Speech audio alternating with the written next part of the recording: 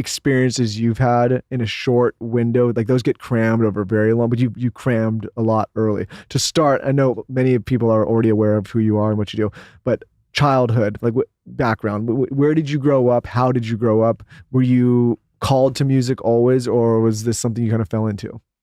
I was born in Detroit, Michigan. Both my parents were born in Detroit. I grew up in a city called Southfield, which borders Detroit. It's mostly black, middle-class city. I had a great childhood, man. We had a little crew of boys. They're all my age on my street. We'd ride bikes, play basketball, play video games, and eventually started rapping. So that's how I grew up. I love where I grew up. It's just normal. No, I mean, it's my normal. Yeah. But like happy childhood. It was nothing externally that was wrong. But yeah, when I was a teenager, I was very unhappy. Very unhappy. Why do you think that is? I think partly genetic, ancestral. I think that's in my lineage for sure. Parents, grandparents. Partly the environment. Michigan, I don't know if you ever spent time in Detroit, but in the winter, it's pretty darn gray and the days are very short. And the way our school was set up, I'd go to school in the dark and I'd leave in the dark. So I would go months without seeing the sun. I think that didn't help things. You couldn't do that one. There's no way. People don't talk about how, I mean, you are right now, but people don't talk about how hard that is to live somewhere where it's dark a lot. Yeah. And then when it was late, I was inside. And I mean, I look back on my, things now as an adult, the things I was eating, like I would eat 6 bowls of cereal a day. Yeah.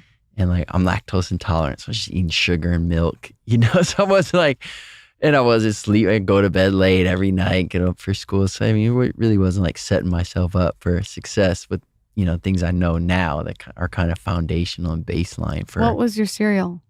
I would eat, what was it? I would eat Cracklin' Oat Bran. Okay.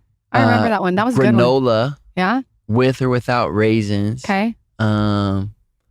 That was the main one. That would have no Lucky Charms? No, that was like when I was really little. I would eat that. Yeah, I would eat that. But all those cereals, they're like just so much. It's just all sugar. Yeah. It's basically like a full-on dessert. Yeah. We still give it to our kids. You mentioned that you started rapping, and you said it was your normal, but to me, how does one just start rapping? I don't understand that. I had this great friend named Ronnie. He's since passed away, so rest in peace, Ronnie. But he always had a scheme.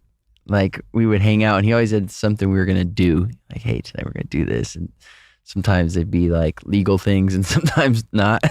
But one night he was like, "Hey, man, like we're gonna freestyle tonight," and so we like went in our parents' CD collections, and we found albums that had tracks on them with no words, and we just brought them together and we started rapping.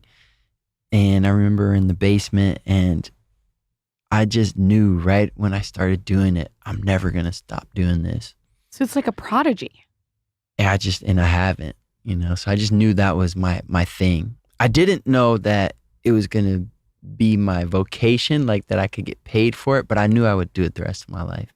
So at what point do you start the momentum of your career? How does that start? A lot later. Okay. So I started, I'm like 8 years old when I start writing raps and wow, that's young. Writing songs, and they weren't very good, because I was just starting, and it took me really about 12 years of just making music to make something that anyone cared about. And at the time, in that space, in that era, like how would one get discovered if you wanted to be discovered? That was an interesting question, because at the time I was we'll condense a lot of life into a few sentences. So I start rapping at 18, I meet Big Sean. Okay, wow. And we're the same age. And Sean knows Kanye. I go to college at Duke University. Sean has a scholarship to Michigan State. Kanye says, don't go to college. You're going to be a rapper. But I go to college. Sean doesn't. Sean then signs a record deal. And when Sean signs a record deal, something clicked in my brain, and I go, I can do that too, because my buddy did it, and I knew I was like, my talent was comparable to his. So I started working, and I'm in college at the time, and I was making music where I had begun putting melodies to my raps. I was essentially singing raps now, but singing in such a way that as a hip hop fan, I would like it. Like I was somebody who pretty much listened mostly to rap, but I was like, this is how a rapper would want a singer to sing. And I was putting complex rhyme schemes, polysyllabic rhyme schemes into the singing. So like my first song that became popular was a song called Cooler Than Me. And it goes, you got designer shades just to hide your face. So shades and face don't rhyme, but designer and hider also rhyme. So right, there's 3 syllables that rhyme. So this is like rapper stuff, but I'm putting melody to it, right? But it's when you explain it that way, it's more complex than people maybe would think. Correct. And most pop songs aren't written that way. Mm-hmm. Now some of them are, but not really. It's kind of like putting a little rap trick into a pop song. So I was sort of like treading this line where I was both a hip hop artist, kind of, but kind of like a pop artist. And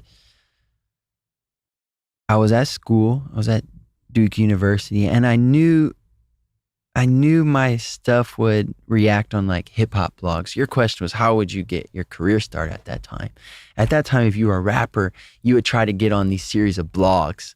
One was called Two Dope Boys, Nah Right. These were influential hip hop blogs if you were really into hip hop. And I knew I needed to get my stuff on there. But a funny thing happened while I was in the dorm room. I would always stay in from the parties because the dorms were always loud, except for 11 p.m. to 2 a.m. when everyone else would go out and they'd go to party and be dead quiet in the dorms. And that's when Mike Posner would record his songs because it was quiet. So I'm like, all nights my friends are going out. They're giving me a hard time. Man, you're lame. You never go out. I'm like, yeah, whatever. And I go down the hall one day into my friend Xander's room. And he goes, dude, I just want to tell you, yesterday we were at the party and your song came on, because I had MySpace. And he goes, your song came on and all the girls knew the words. Whoa. And I said, well, that I've been doing it 12 years. I said, that never happened before. And he goes, and they played it twice in a row. I said, whoa. I go back down the hall to my room and my phone rings. It's my mom. My mom is a Detroit hard rock. She tells the truth. She doesn't exaggerate. You don't have to imagine how she's feeling because she'll tell you. She doesn't placate. I answer that phone call and she goes, Michael, I heard that song Cooler Than Me on your MySpace and I really like it. Michael, my jaw hits the floor because I've been making music 12 years. My mom always supported me, paid for studio time, got me music lessons, but she never told me she liked one of my songs. So I'm like, okay, that's weird. These white girls at Duke like my song. My mom likes the song. And then the next day, Sean calls me. He goes, yo, man, that Cooler Than Me song, he goes, that sounds like a hit song to me. And that's not even in my in my realm of possibilities, a hit song. I'm just a college student. But now I'm hearing the white girls at Duke, my mom, and Big Sean all love the same song. So I go, wide range of... Correct. So now I'm going, okay, I need to get my music not only on these hip hop blogs, I need to get it in a place where people who aren't into hip hop and aren't going on these weird sites and pirating music can hear it. And so at the time, the safest place to get music, still is a safe place, was iTunes. But the problem was, it was 2009. And so people my age, we didn't buy music. We stole it. Mm-hmm. Yeah. We stole it. Those were the days. Just ruin the family computer with whatever you were downloading. Correct. So I go, okay, no one's buying Kanye's music or Jay-Z's music that I know. So they're damn sure not going to buy my music because they don't know who I am. So I found this loophole. It was a thing called iTunes U. And if this is boring, we can skip over I'm it. obsessed. We love Keep it. going. No, we love it. So there was a thing called iTunes U, and it was made for professors to put up their lectures for free. So they would put up. I never knew what that thing was for. I would Yeah. see it all the time on It their was just computers. boring. Yeah. You know, it was like some dude talking about, it was like It was like literally a podium symbol, right? Yeah, it was like a film, like footage of a classroom. It was like a class. And so I found the guy who ran iTunes U for Duke. And this is where maybe fate comes in. His name was Todd Stabley. I get on the phone with Todd. I say, hey, Todd, my name's Mike Posner. And we start talking. I said, I really want to get my album on iTunes U. I'm a student. And so I'm hoping it can qualify to be educational and it could go on there. And he goes, oh, well, we start talking. He goes, where are you from? I said, I'm born in Detroit. Like I just told you, I'm from Southfield, Michigan. He goes, I'm from Southfield, Michigan. So I would gladly put your album on iTunes U. You still keep in touch with him? No, I haven't talked to him for years. Pretty cool though. Yeah, but he put it on there, and then it like really expanded. And my buddies that I went to school with, they all sent the link to their friends that were at different colleges. We all changed our Facebook profile photos to the album cover. And I would ask my friends that I went to high school with that were at different colleges to share with all their friends. And within a few months,